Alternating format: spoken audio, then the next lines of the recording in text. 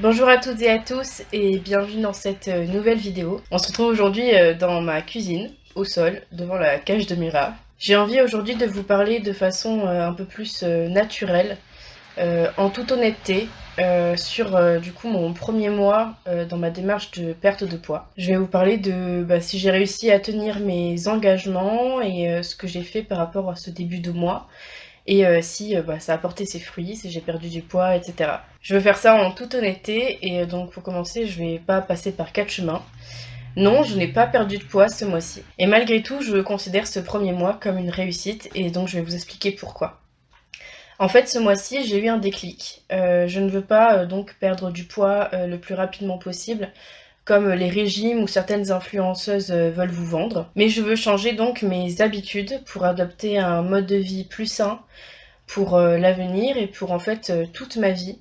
Et donc sur ce point-là, je pense que ce mois-ci a été une belle victoire.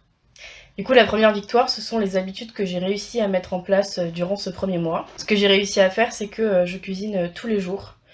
Tous les jours, je cuisine avec des plats complets, avec des féculents, des légumes, des protéines, des lipides. Puis quand on aura déménagé dans notre nouvelle maison et qu'on aura un congèle, ce sera encore plus simple de continuer à faire tous mes repas, avec par exemple du batch cooking ou ce genre de choses. Mais l'habitude du coup est déjà prise de faire à manger tous les jours, chaque repas, et avec des aliments bruts. Une chose qui est très importante pour une perte de poids efficace, durable, et pour un mode de vie plus sain tout au long de sa vie, c'est d'éviter la frustration. Donc du coup, j'ai pas continué, comme je vous l'avais dit, à compter mes calories. Je n'ai pas continué mon plan d'alimentation comme j'avais fait sur la première vidéo, une semaine dans mon assiette. Je ne me suis imposé donc aucune restriction. Je ne me suis interdit aucun aliment. Par contre, j'ai privilégié certains aliments qui sont bons pour la santé, notamment avec les légumes, et je cuisine des légumes à chaque repas. Même dans mes plats les plus gourmands, comme par exemple dans des pâtes carbonara, je vais me rajouter des légumes. Par exemple, dans les pâtes carbo, ça peut être des champignons ou des courgettes, ce genre de choses. Je réadapte les choses qui me font le plus plaisir, les choses qui sont les plus gourmandes et que j'ai vraiment envie de manger, sans frustration, mais je me rajoute juste des aliments qui sont sains. Pour les légumes, par exemple, ça va rajouter donc des fibres, ça va rajouter des vitamines et tout ce qui est super bon en fait pour notre santé et sur la durée, c'est quelque chose de très bien à adopter. Du coup, le fait de ne pas me frustrer au quotidien et dans ma cuisine, puisque j'adore manger et j'adore aussi cuisiner, ça me permet en fait de ne pas avoir plus de craving que ça et de ne pas faire de compulsions alimentaires. De plus, le fait de mettre beaucoup de frustration, notamment avec les régimes restrictifs, et trop de réfléchir au calcul de calories, etc., ça peut créer du stress alimentaire qui, ce stress-là, est contre-productif en fait avec la perte de poids et avec le bien-être en général. Un autre gros changement qui est super positif, c'est que maintenant j'écoute beaucoup plus mon corps, notamment la sensation de satiété que je commence à retrouver. Par exemple, je ne m'impose pas 3 repas par jour. Si jamais je n'ai faim qu'une fois par jour, par exemple, c'est pas grave, je mangerai qu'une fois par jour. Mais là, en ce moment, j'ai trouvé un rythme de me faire 2 repas par jour à peu près, et ça me convient très bien. Je mange quand j'ai faim, aux heures où j'ai faim, et pas nécessairement par automatisme, à l'heure du midi ou du repas du soir. Et en plus, de toute façon, avec les horaires décalés de mon conjoint, vu son métier, je ne peux pas de toute façon avoir des horaires vraiment précises, que ce soit pour le repos ou que ce soit pour l'alimentation. Quelque chose qui est aussi super bien par rapport à ma satiété, c'est que quand j'ai fini un plat, quand je n'ai plus faim, j'arrête de manger mon plat. S'il y a des restes pour le lendemain ou si mon conjoint finit mon assiette, c'est pas grave. Mais par contre, je m'arrête de manger quand j'ai faim et ça c'est super, je le faisais pas du tout avant, j'arrivais pas à le faire. Au niveau du sommeil, qui est un facteur très important pour la perte de poids et la santé en général, ça reste encore un peu compliqué.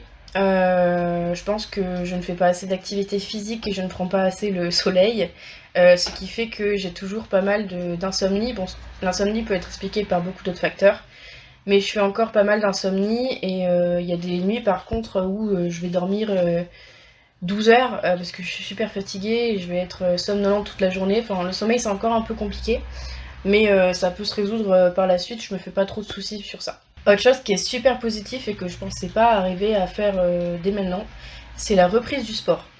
Donc mon médecin m'avait dit, et je vous l'avais dit, que par rapport à mes problèmes aux articulations, mes douleurs aux articulations, le sport, et notamment avec mon poids, c'était un peu déconseillé.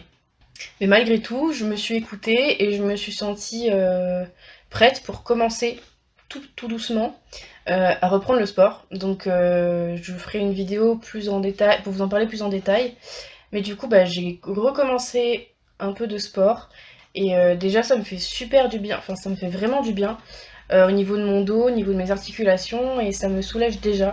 Donc ça, c'est super. Et bah, je vais continuer en fait. Et je vais continuer à être un peu plus régulière. Du coup, bah, ma vision pour la suite, c'est que je vais continuer à appliquer les habitudes que j'ai déjà prises. Et comme mon objectif aujourd'hui, ce n'est plus de perdre du poids vite, je pense que j'ai réussi à changer ma mentalité sur ça ce mois-ci.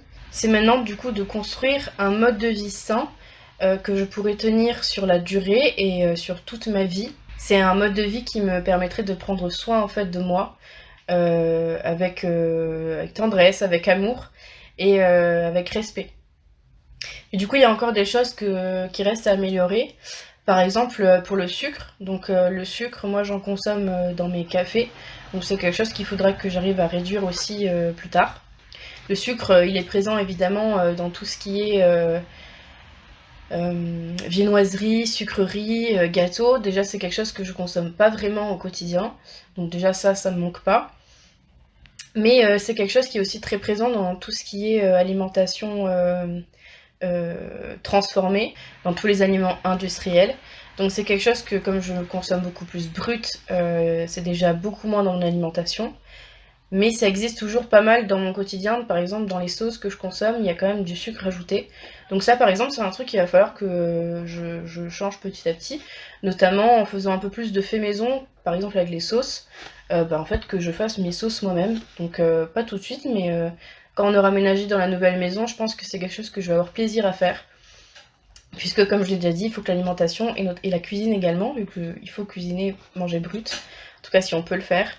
Moi c'est mon cas, c'est quelque chose que j'aime faire, donc je vais continuer à faire, notamment avec par exemple les sauces. Je vais essayer aussi de mieux gérer mes portions, donc pour l'instant c'est pas du tout quelque chose que je fais, comme je vous l'ai dit, pour m'enlever du stress alimentaire. Mais du coup c'est quelque chose qu'il faudra faire attention plus tard, quoique peut-être qu'avec le sport j'en aurai pas besoin. Et du coup par rapport au sport, je vais continuer à faire 2 à 3 séances par semaine. En ce moment, c'est pas le cas, je suis en reprise, donc je fais un peu à mon rythme. Mais du coup, j'aimerais bien m'instaurer un rituel de me faire 2 à 3 séances par semaine et augmenter mon activité physique en général, par exemple en marchant un peu plus. Vu que je serai en campagne dans ma nouvelle maison, ce sera un plaisir, je pense, d'aller faire de la rando et tout. Donc ça va se faire naturellement aussi et je me mets pas de pression par rapport à ça. Et donc pour reprendre tout ce que j'ai dit, que ce soit par rapport à l'alimentation, aux nouvelles habitudes que j'ai prises, sur la cuisine, sur mes repas et sur le sport, et je vais continuer à le faire, mais je vais adapter tout ça aussi aux problèmes que je peux rencontrer et à mon quotidien. En effet, je prends en considération ma santé mentale, ma santé physique, par exemple, si je suis blessée ou que j'ai des douleurs, je vais adapter.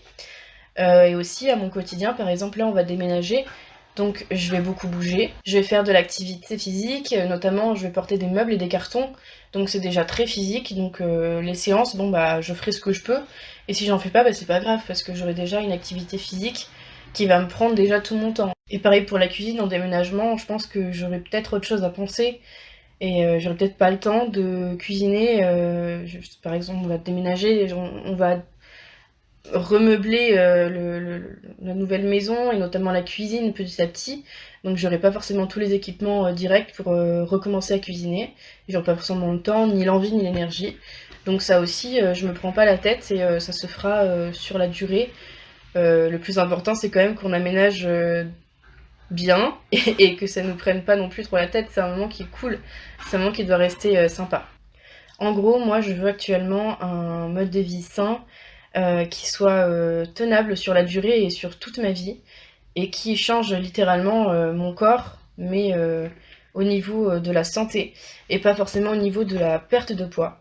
Et de toute façon, je pense qu'avec une bonne alimentation, un mode de vie sain, et un programme sportif adapté, mais qui me fasse avant tout plaisir, je pense que la perte de poids va se faire toute seule quand mon corps aura compris que je ne lui veux pas de mal, mais que je lui veux que du bien. J'espère que la vidéo vous aura plu. J'ai essayé d'être un peu plus naturelle et honnête, et c'est le genre de vidéo que moi j'aurais voulu voir avant sur YouTube. Donc j'espère que peut-être elle plaira et elle servira à certaines personnes.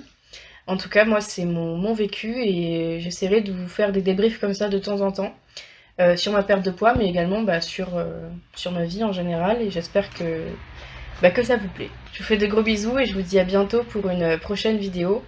Et en ce moment, ça va être environ une vidéo toutes les 2 semaines, parce qu'avec le déménagement, je vais pas avoir le temps de faire plus. Ce sera peut-être moins, on verra. En tout cas, il y aura d'autres vidéos, vous inquiétez pas. Et moi, je vous fais de gros bisous. À bientôt.